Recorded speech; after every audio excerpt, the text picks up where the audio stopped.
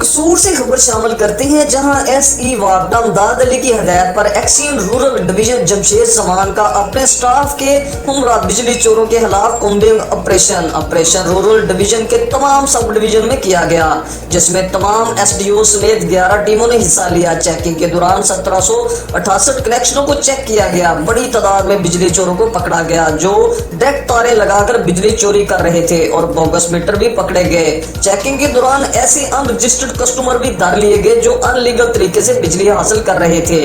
बिजली चोरी के लिए लगाई गई तारों को कब्जा में ले लिया गया।